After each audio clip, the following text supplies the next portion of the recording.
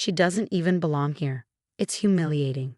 Amanda's voice sliced through the soft hum of conversation, halting everything. The laughter, the clinking of glasses, gone in an instant. My heart clenched.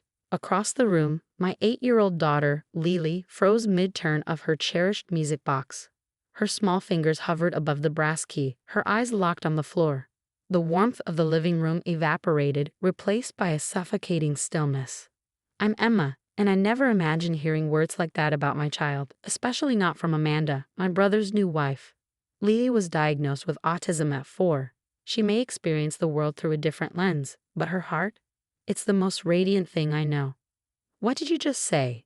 I asked, trying to steady the tremble in my voice. Amanda, draped elegantly on the edge of our parents' ornate sofa, like she was posing for a catalog shoot, sighed and rolled her eyes. Oh, come on, Emma. Someone had to say it. She just sits there, fiddling with that music box, barely saying a word. It's a party, not a therapy session. The air turned brittle.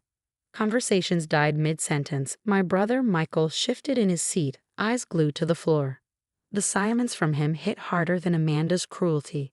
We'd grown up side by side in this house. We were a team. Now he wouldn't even defend his niece. She's family, my mom offered gently, though the conviction in her voice faltered.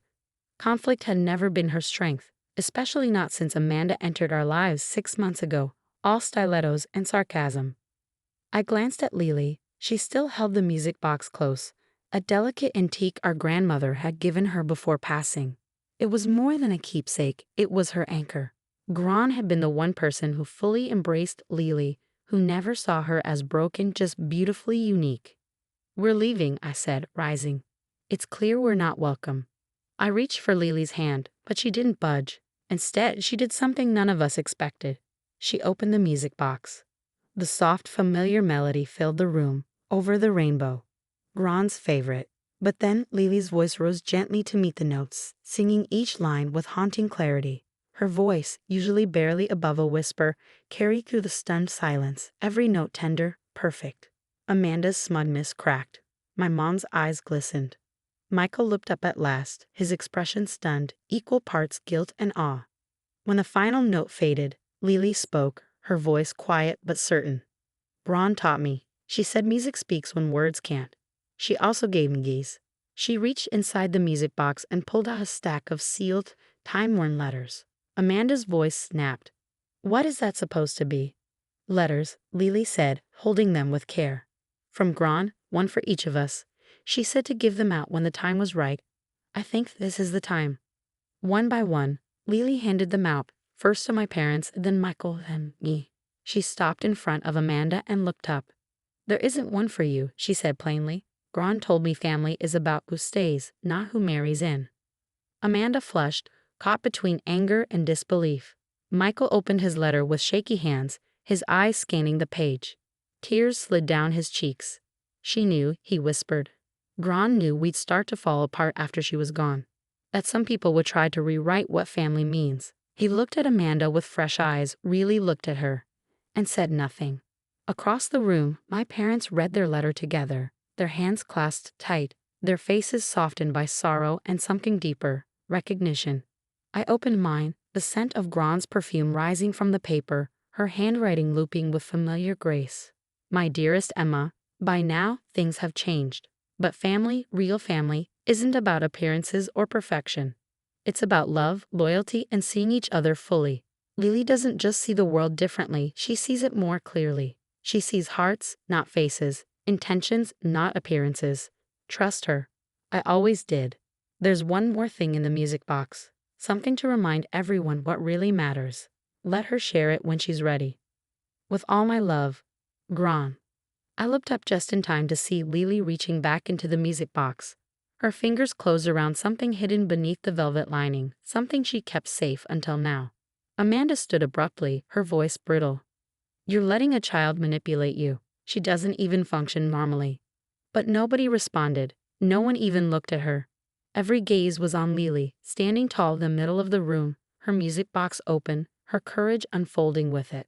And in that still, sacred moment, we all understood.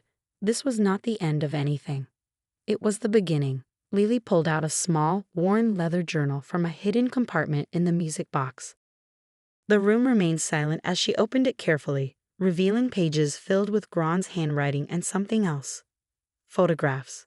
Gran kept a diary, Lely said softly, her voice clear and steady. She wrote about everyone, about what she saw. She turned the pages gently, showing candid photos of our family through the years.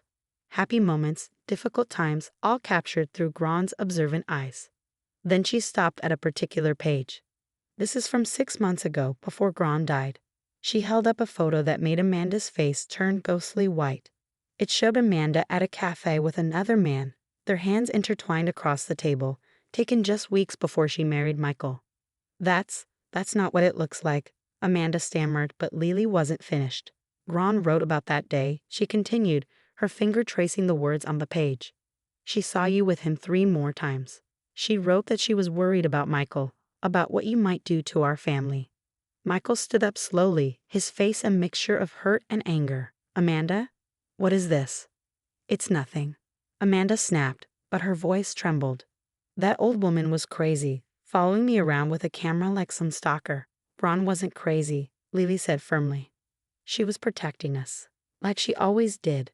She turned another page, revealing more photos, more entries. She wrote about how you made fun of me when you thought no one was listening. How you told Michael that keeping me in the family would ruin his image. My heart ached hearing this, but I couldn't take my eyes off my daughter. This little girl, who some people thought couldn't understand the world around her, had been carrying these truths, waiting for the right moment to protect our family. She also wrote about your plan, Lely continued, her voice growing stronger. About how you wanted to convince Michael to sell the family house after Gran died. She heard you on the phone with someone, talking about how much money you could make from the property. My parents gasped. The family home had been in our family for generations. The thought of selling it was unthinkable. That's enough, Amanda shouted, lunging for the diary, but Michael caught her arm, his face hard with realization. No, he said quietly, let her finish. Lely turned to the last page, where a final photo was carefully attached. It showed Amanda leaving a lawyer's office, dated just last week. Gran's friend Mrs. Peterson works there, Lely explained. She saw Amanda asking about how to transfer the house deed after marriage. The room erupted in chaos. Amanda was shouting denials, my parents were demanding explanations, but Michael just stood there, staring at the evidence of his wife's betrayal spread out before him. Why didn't you show us this sooner? He asked Lely quietly. My daughter looked at him with those wise eyes that saw so much more than people realized. Gran said timing matters. She said sometimes people need to show who they really are before the truth can help. I moved to stand behind Lely, placing my hands protectively on her shoulders. But she didn't need my protection anymore. She had grown stronger than any of us had realized. You don't understand what you're doing, Amanda hissed, grabbing her designer purse. You're ruining everything. No, Michael said, his voice firm. You did that yourself. He turned to Lely, kneeling down to her level. Thank you, sweetheart, for watching over us, just like Gran asked you to. Amanda stormed out, the door slamming behind her. The sound echoed through the house, marking the end of her presence in our family. My parents embraced Lely, their eyes filled with tears of gratitude and regret. We're so sorry, Mom whispered, for not seeing everything sooner, for not standing up for you stronger. But Lely just smiled, that beautiful, pure smile that lit up her whole face. Gran said family sometimes loses its way, she said, but love always brings them back home. She closed the music box gently, the familiar melody playing one last time. But there was still one more secret hidden inside, one final gift from Gran that would heal our family completely. The last part of the music box had a small folded paper and a tiny key. Lely carefully unfolded the paper and smoothed it out with her hands.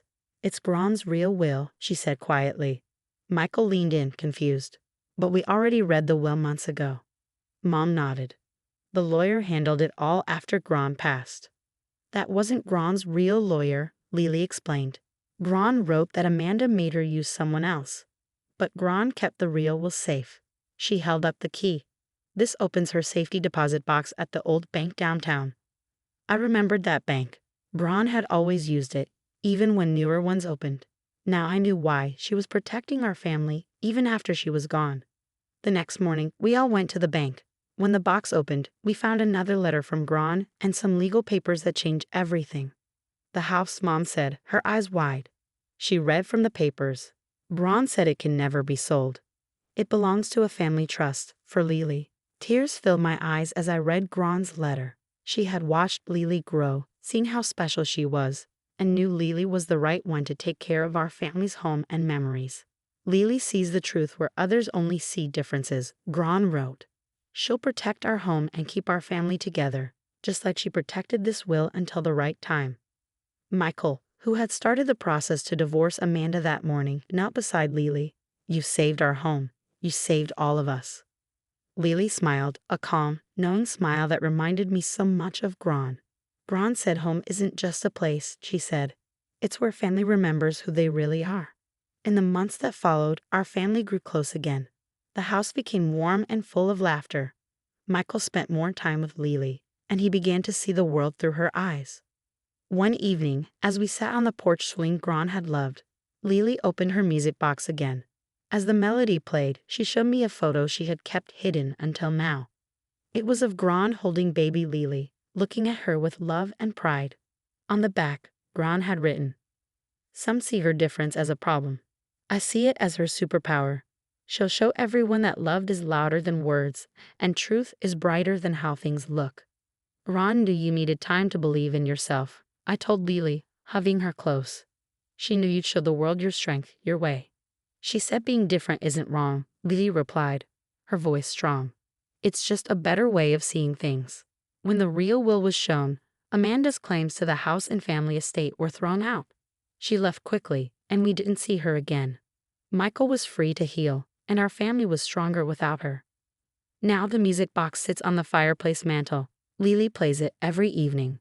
Its soft tune reminds us of love, courage, and how one quiet girl saved us all. Gran's love lives on, not just in the house, but in Lely. She showed us that family isn't about being perfect. It's about love, kindness, and standing up for what's right. And Lely, she keeps amazing us. We no longer hide her autism or feel ashamed of it. We celebrate it, because Gran was right.